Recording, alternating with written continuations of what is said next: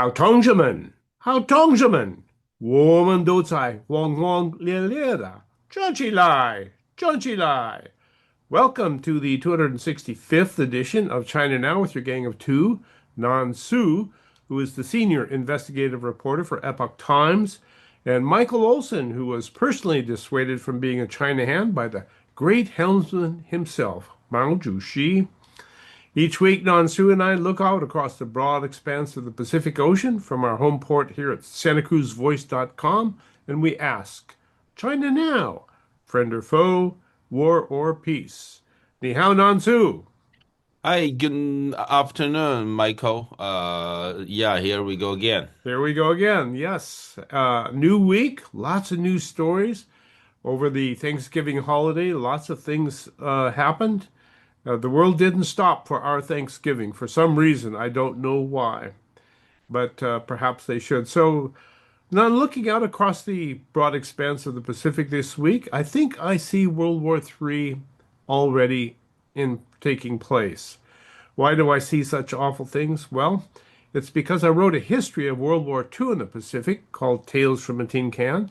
And what I see China doing today with its total unrestricted warfare, I saw Japan doing in 1941 with its version of total unrestricted warfare. Two different kinds of warfare, but both of them pretty much unrestricted. Your thoughts? Yeah, that's what I have been warning people. We are getting very close, and the war is imminent. Like what was said by Hagsays, our Secretary of War. In the Western Pacific, the war is imminent, and by the way, yesterday it was just yesterday. China's foreign minister visited Moscow, and Russia's foreign minister basically said, they are ready to help China to to chop the head off of Japanese militarism. Wow.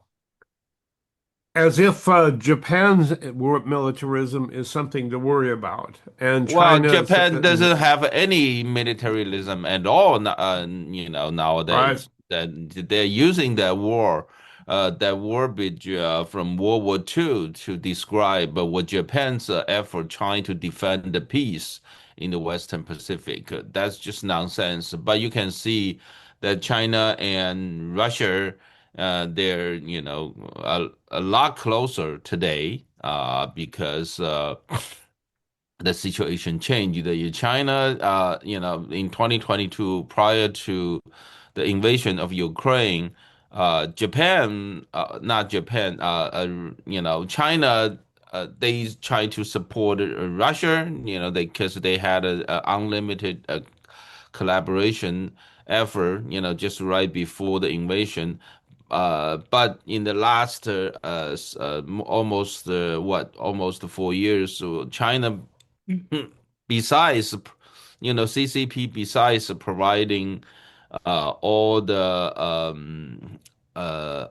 materials for Russia, uh, and buying Russia's oil, they didn't really do much until now that Russia it's actually helping China against Japan. So you see, the things are escalating over there. Things are escalating all throughout the Pacific basin, which is exactly the what happened before World War II in And 1940, why at the same 1941. time French president, is visiting Beijing, and I Yes. don't know why he's there. Macron, it's kind of like that kind of a guy. He is in trouble domestically, so he went to China for help. Well, yeah, he is in trouble in France, that's for sure. And Europe in general is not getting along too well with China as we speak either. So it's interesting to see him going over there kind of in direct opposition with the rest of the EU and Well, making friends. it's hard to say. I mean, you have a Stammer, the UK. Prime Minister Starmer also thinking of increase their economic relation with China. And see, the problem for Europe, it's the biggest, the three, France, British Germany, government, and German England. Yeah. and Germany. They all have heavily invested in China. So they have this kind of a business interest in China, and they just don't want to let go. Yeah. Well, maybe they won't have a choice here in the future if things go the way they appear to be going. But at any rate, in 1940 and 41 in the Pacific region, there was a lot of tension building up as it is today, as we see with China. The roles have swapped, of course. In 1941, Japan was the aggressor, and now it's China. In 1941, of course, Japan attacked Pearl Harbor and launched a blitzkrieg throughout the Pacific region, kind of taking over every place by force of arms, and did so. And today, of course, China is doing the same thing, but without the force of weapons at any rate to date. But that certainly looks like something that is building up to do in the future. So my point, I guess, in looking out over the Pacific is that I think we're already in World War III, and we might not Well, think of it. I think that's a little bit too early to make that call. In the unrestricted war, in that sense, yes, we're being Yes, in war. But in the real shooting war, yes, not shooting yet. war, not yet. We still have the chance to defend the peace if we take it seriously. If we take it seriously. I guess the best way to start taking it seriously is to think about how the China's unrestricted warfare policies throughout the Pacific region really does make it look like we're in a World War III. Though we're not shooting, we're fighting like as cats and dogs, I think. So the war is on in my book, but not we're not shooting yet. That's a point I guess I really wanted to make. And so we'll pick up a stories on those issues when we roll into the programming here. We have you have a lot of interesting stuff on Japan that we can use to back up what's going with China and Japan and Russia now, I guess. I first wanted to start off by following up on the Prince Group, which is the big story we talked about when we last spoke, right before Thanksgiving. Of course, the Prince Group is kind of fading into the background as we speak. Nobody's ever found the perpetrator with Zhenzi, who kind of disappeared. But at any rate, back in October, the U.S. government announced one of the most significant operations against what it called a global scourge of human trafficking and cyber-enabled financial fraud. Hard to put your thumb on all that, but they did it anyway. They indicted 146 individuals and entities connected to the Prince Holding Group, and calling it a transnational criminal network. The UK government also followed up on that. The United States confiscated $15 billion worth of bitcoins from the Prince Group and Shenzhou, and the UK government followed up by impounding more than 100 million pounds that it had connected with the Prince Group. So the interesting thing was, where did this operation come from that it had $15 billion worth of Bitcoin stashed away in some hidden wallet that the Department of Justice evidently discovered somehow and drained that wallet and confiscated the money. So it turns out that the Prince Group is not just one of a kind. It's a matter of fact, and this is from the Diplomat, from the Southeast Asia Press. The Prince Group network is one part of a criminal industry that has sunk deep roots across Southeast Asia. Over the past 5 years, hundreds of thousands of people have been trafficked by criminal gangs and forced to work in giant online scamming centers in Cambodia, Myanmar, Laos, and other nations. And they operate from huge prison-like compounds, and then they run scams on victims across the globe digitally, contacting them via social media, telephones, and whatnot. The annual losses or takes, depending on what side you're on, tens of billions of dollars a year. So the question is, in my mind, Nan Su, this is now spread throughout, like a cancer, I guess, throughout Southeast Asia.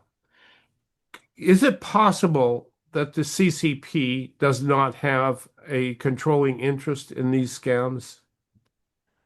We don't know, You don't know. yeah, I suspect there are certain, connections. Because nowadays in China, people say, the police authorities, they're just a part of the mafia operation. Uh, I suspect, it can grow so much in the last as just few years of time. The whole it's basically it's a whole industry there, and Hundreds of thousands of people that yeah, have been yeah. enslaved in it. It's hard to believe that many people. Holy smokes, it's like a big city. Yeah, yeah. They really, they really trying to uh fool people, and they say there's a kind of a work there, you go there, you make such a good money, and then there's a lot of Chinese people left China, actually went to those camps in Myanmar, Laos, Cambodia, and they are trapped there. And then I will say, in the past few years, there must be people reporting this kind of criminal activity to the police authorities in China. They knew something going on.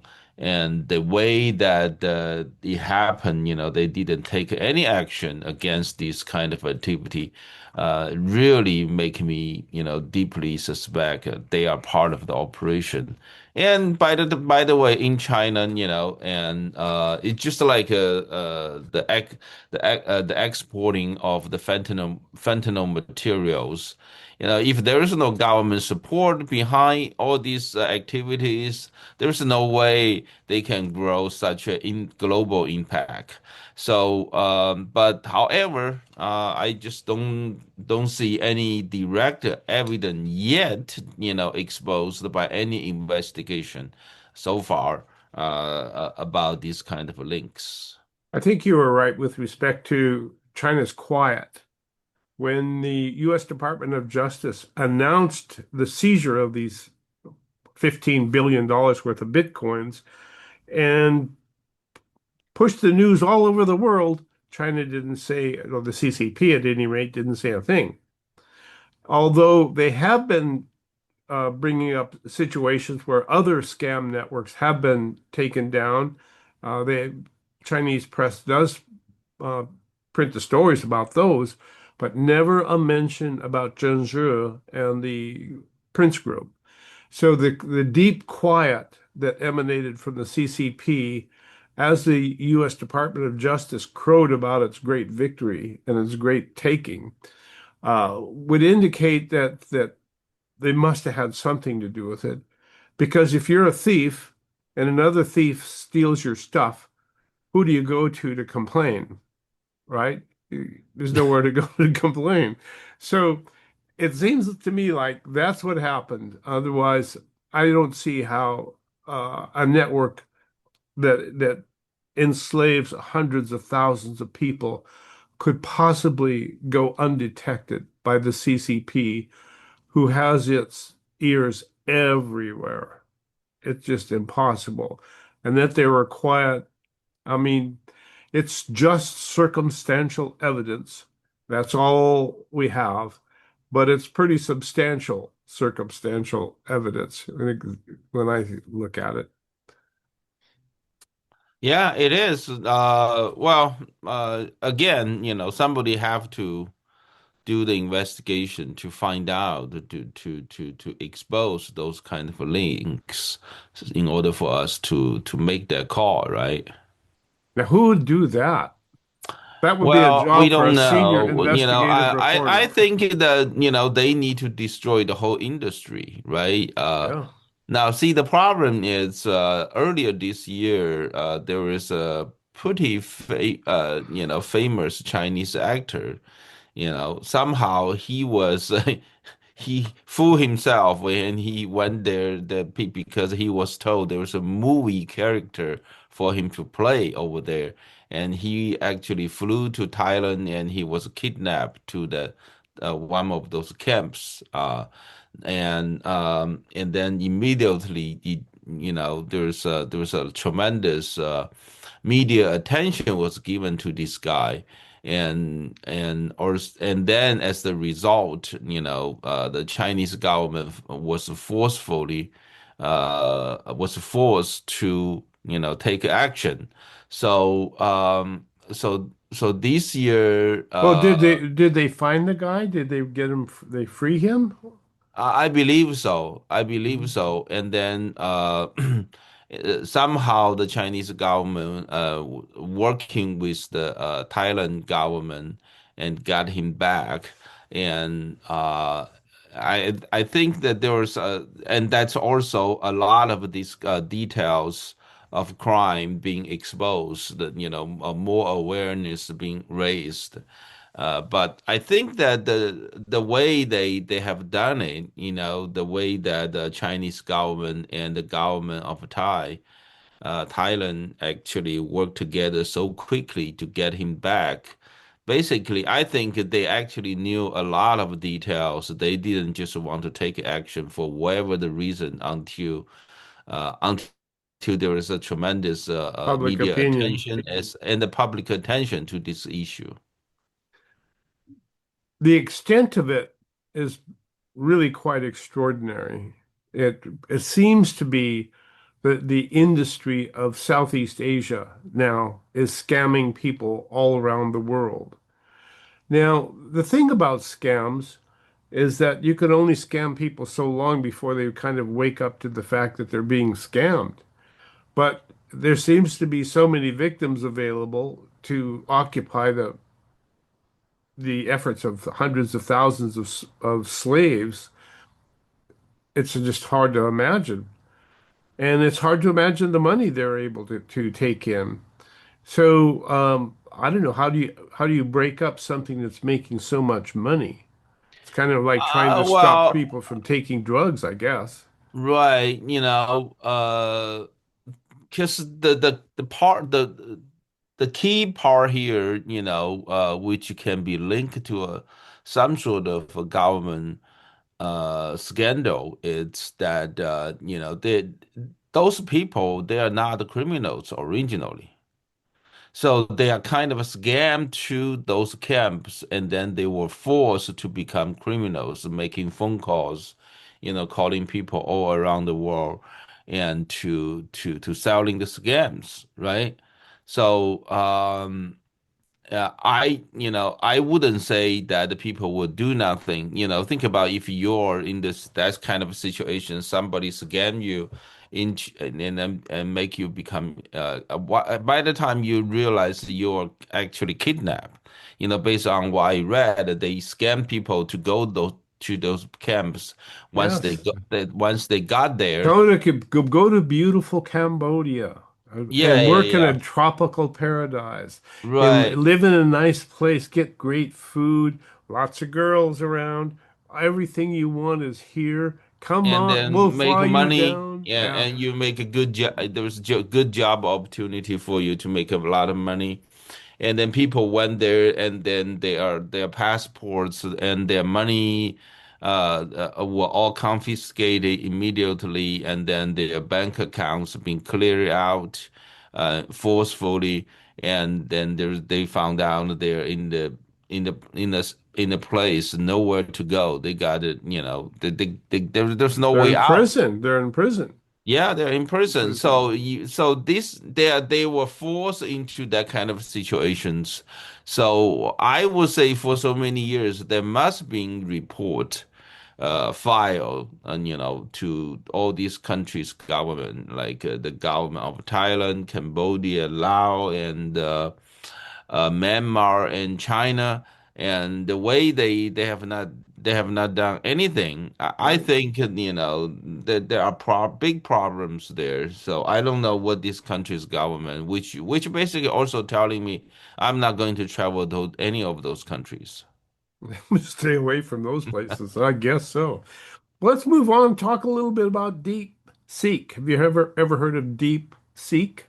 Yeah, we talked about that before. Hmm. They purchase a lot of Nvidia chips, and then they say, and then they came forward. I think it's January of this year, right? They say, oh, they can build all these AI model in a fra in a fraction of the cost of Nvidia and all the big seven or any other big Yeah, so seven it's company. kind of like the same thing they do with all the other industries. Once they figure out there's an industry there, they find out how to do it really cheaply, so cheaply that other companies can't compete, and then swoop into the market and pick up market share.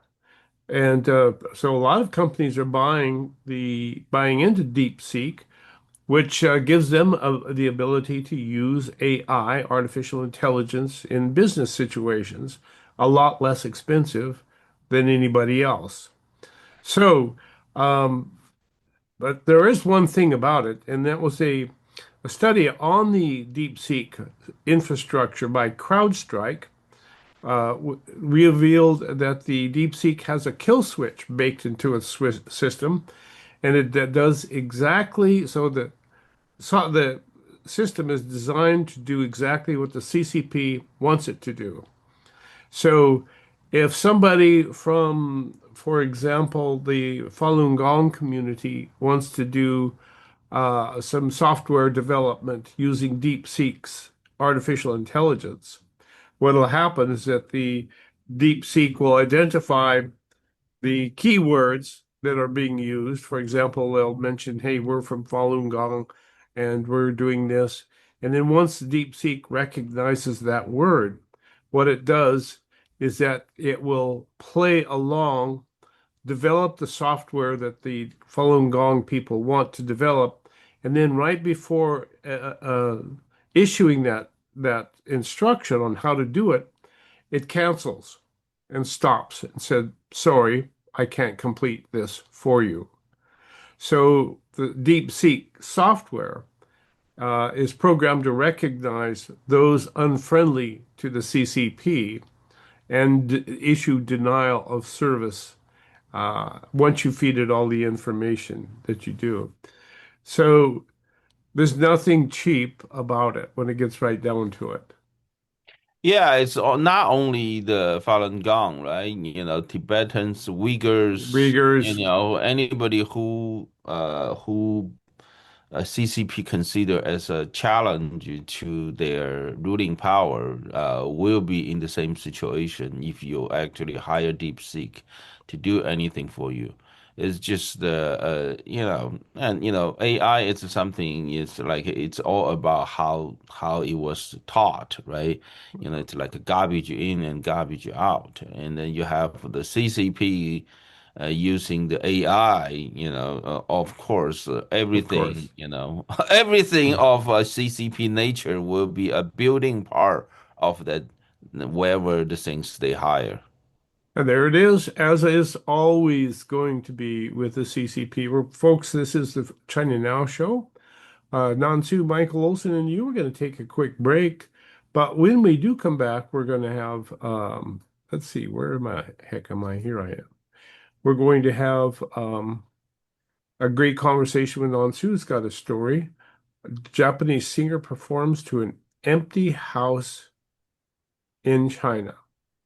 And China denies Wall Street Journal report on Trump phone call with Japan. So lots of interesting things here we got on the boards for us. So do stay tuned. I could find those commercials. We will be right back.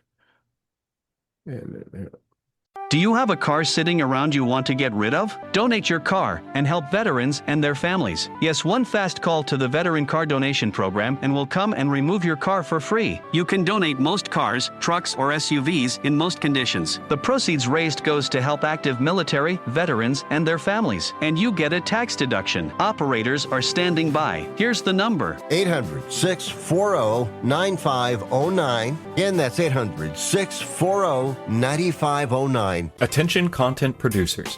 You can have access to a complete digital media production facility at Satellite Co-working and Digital Media Studio on Soquel Avenue. Easily rent video and audio equipment, a studio with green screen, editing suite and audio booth, all at can't say no rates. Schedule a tour to see for yourself at satellitecoworking.com. Mention Santa Cruz Voice for 20% off your first reservation. Bring happiness into your holiday with a fresh and fragrant Lions Club Christmas tree. When you light up the tree, your family's smile will last into January. Pick up your tree from the Lions Club lot at the Portuguese Hall near Costco. 2 to 7 weekdays, 10 to 7 weekends, while they last. Bring happiness into your holiday with a fresh and fragrant Lions Club Christmas tree. All proceeds go to helping those in need in Santa Cruz. Cannabis is one of nature's most beneficial plants. Hello, I'm Jenna. Treehouse Dispensary, we use information about cannabis to build community. Listen to Xavier. Thank you, Jenna. For those suffering joint pain, Treehouse suggests trying a CBD THC topical like the Balance Salve from local Santa Cruz company, Jade Nectar. Then enjoy the relief. For answers to your cannabis questions, ask your friends at Treehouse Dispensary, 3651 Soquel Drive in Soquel, or ourtreehouse.io. oh, 我们伟大来的，我们是中国现在. This is China Now with Nan Su and Michael Olson. And listen to this title: Taiwan Cheers, China jeers. Trump's new Taiwan legislation. Nan Su, what's cooking? Trump just signed another bill into the law that will basically make a routine exchange between the U.S. government, all different levels of government. You know, it could be local government, state government, and federal government with Taiwan, different levels of Taiwan's government. What happened is in 1979, when the U.S. government signed up the diplomatic relation with Beijing, there are quite a bit, because we have the one China policy. The U.S. government has that one China policy.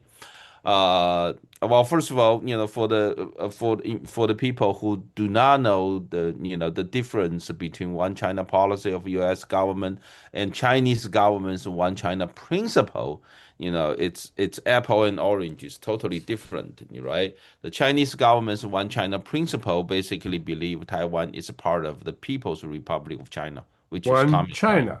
China. And we're Yeah, all together, one, whether you like it or not. yeah, Taiwan is a province of communist China. Right. That's China's one China principle. But while U.S. government's one China policy is recognize Taiwan is a part of China, but does not recognize Taiwan is a part of a communist China. Our one China policy is basically China. It's not a country. When you say one China, China it's culturally, historically, and geographically, maybe race-wise, it's a part of that concept of China. It's like it's no different than people saying South Korea is a part of Korea, right? So that's our one China policy. And U.S. government never recognized that Taiwan is a part of communist China. Now. But however, because they purposely, you know, they purposely, vague, it's strategically vague about, the difference between China and communist China, Right. so, right? Right. So It's called strategic ambiguity, right? It's right. no our U.S. government's one China policy. It's called strategic ambiguity. Uh, because of that, in the years, the State Department basically have some rules about the rules to limit the exchange between the U.S. government and Taiwan's government on all different levels.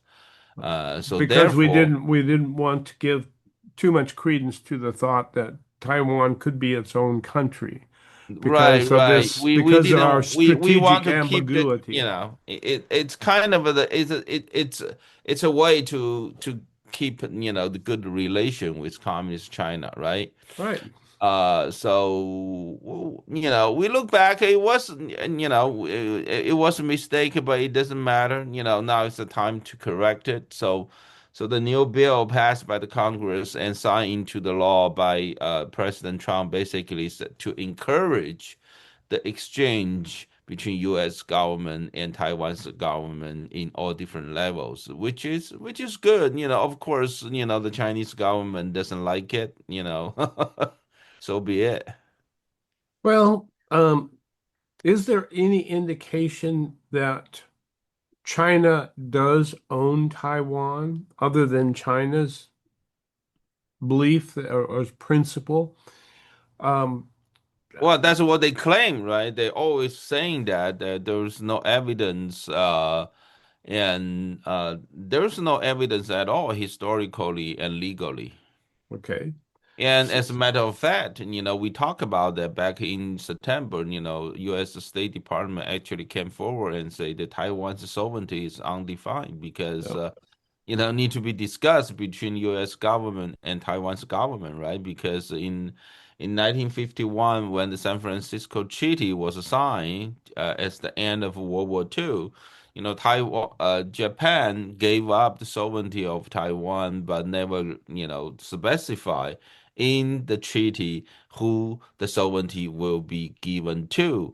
And while at the same time, the ultimate, the supreme leader of entire Japan at that time, including Taiwan, was U.S. General Douglas Commander in MacArthur, the yeah. military commander in the Asian Pacific Command, right? So therefore, based on the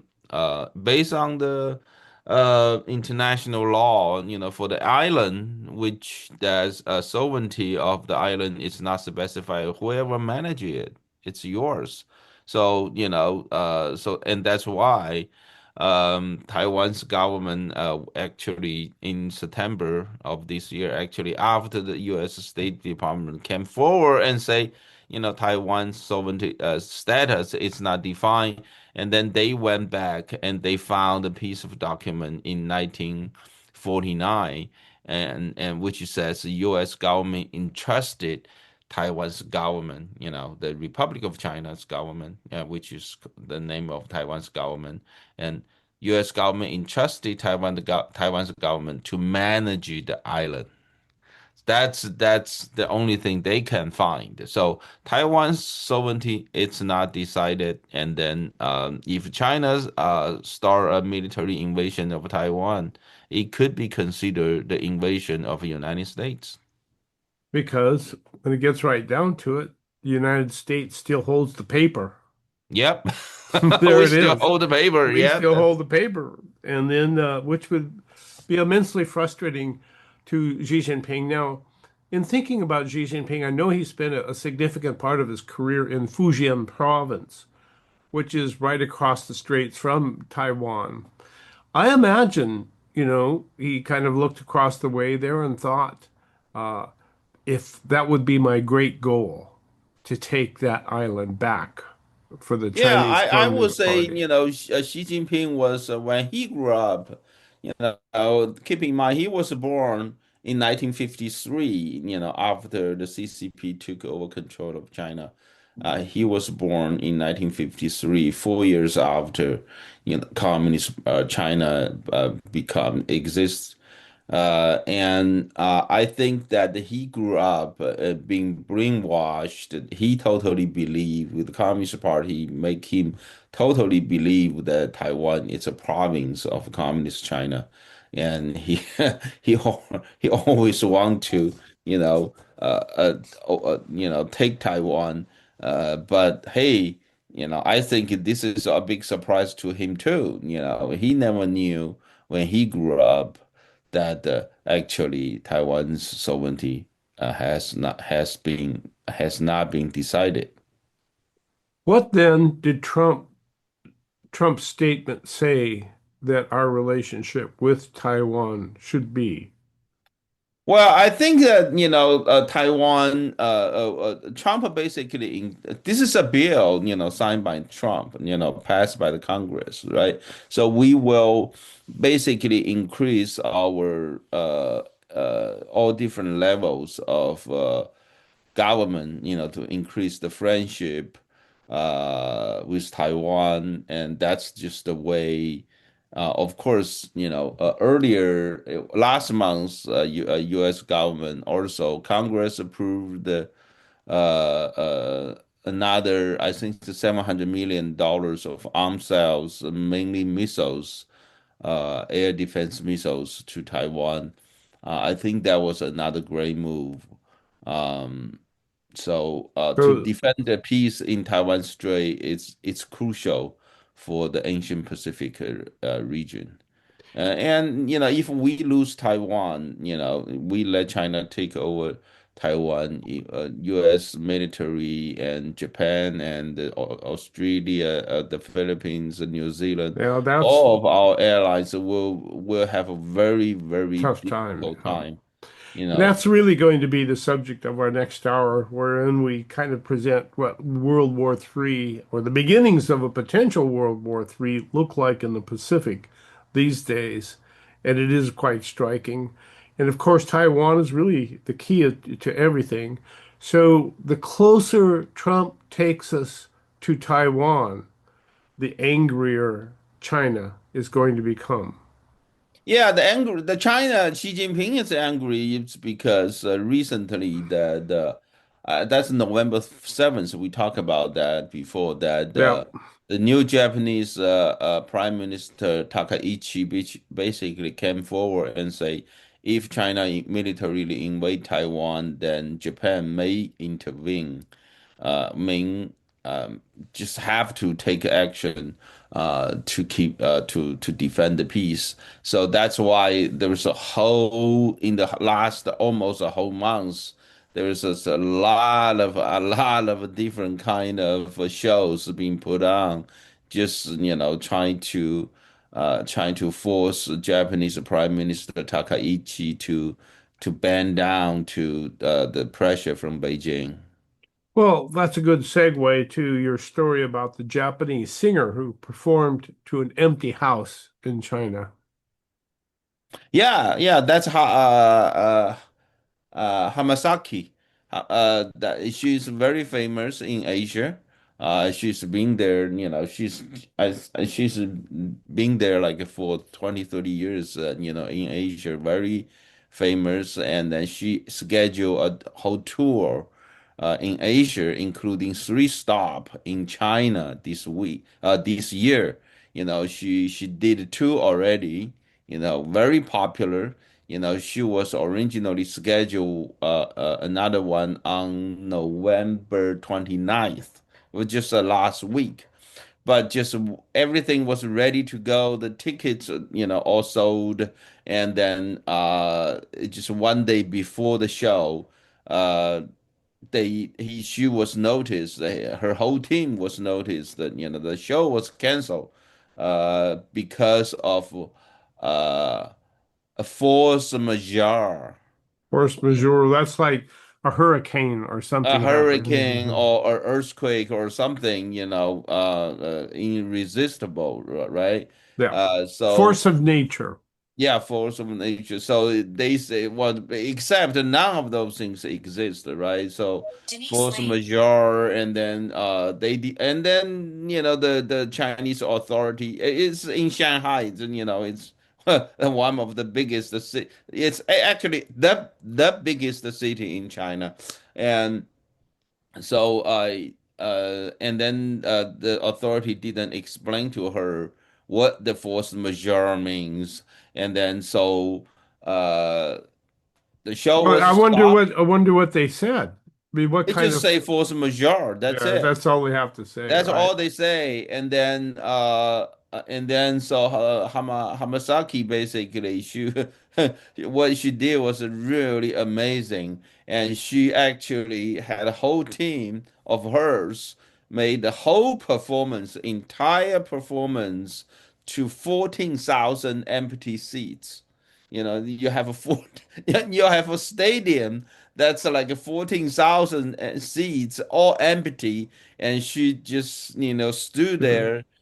And Uh, she responded to the whole incident by saying, although 14,000 seats were empty, I could still feel the love from fans around the world. yeah, she did it, and then she posted the whole thing, a lot of pictures on the internet and from her social media account. And she has a lot of followers, right? All the fans basically will pass these pictures around. And she also have the whole thing, the whole performance video recorded. And then she said someday they're going to put the whole performance on the On the internet, internet or something. Yeah. right? So it was, it was, it was a tremendous protest, and then she also write something. She also write something. This is the she also write something on her social media account saying this is the most unforgettable show of her entire career or something like that. You So know, it's almost like the white paper movement. You know, this is how you, if this is what you're going to do, this is the one way we can respond to you. right. And it's a pretty interesting way of doing it. It's like, the hell with you. We're going to do it anyway to nobody. And then everybody's going to know about it. So that was amazing. I would say it's amazing. She's just a singer. Facing such a strong regime, and there you go. She still can do something. Yeah. That's just amazing. Yeah. And then, following up, there was a Wall Street Journal report uh, that Trump called Takaichi, Japan's Takaichi, and told her to chill out here, girl. You're being too mean to those Chinese Communist parties. But Japan denies that happened. Japanese government actually filed complaint to Wall Street Journal.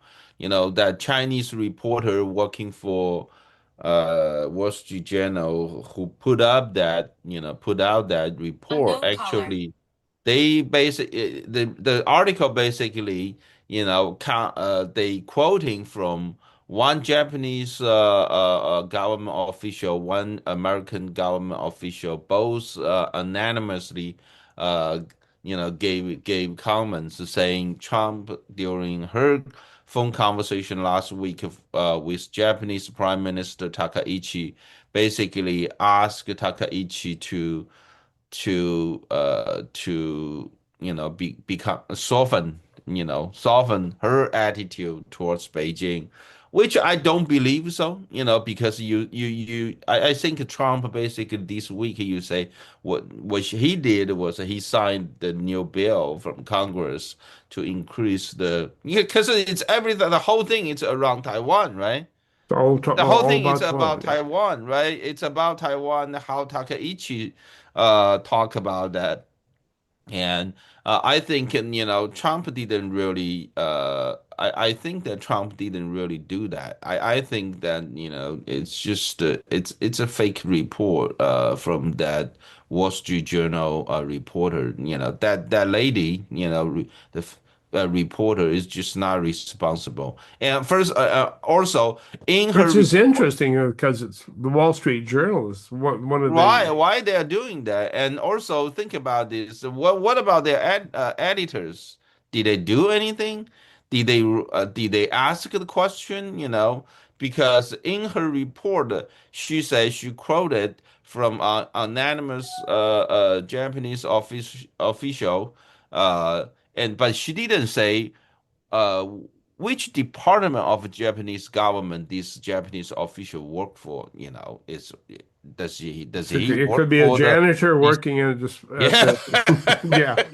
Yeah, right. And also the same thing for the American government. She didn't say, "Oh, this is the American official working for White House or State Department or something." Just say a government official, yeah. Yeah, a U.S. government official. It could be anything. It could be a It's interesting that the Wall Street Journal's editors would allow something like that, given the gravity of the statement and the situation, international situation.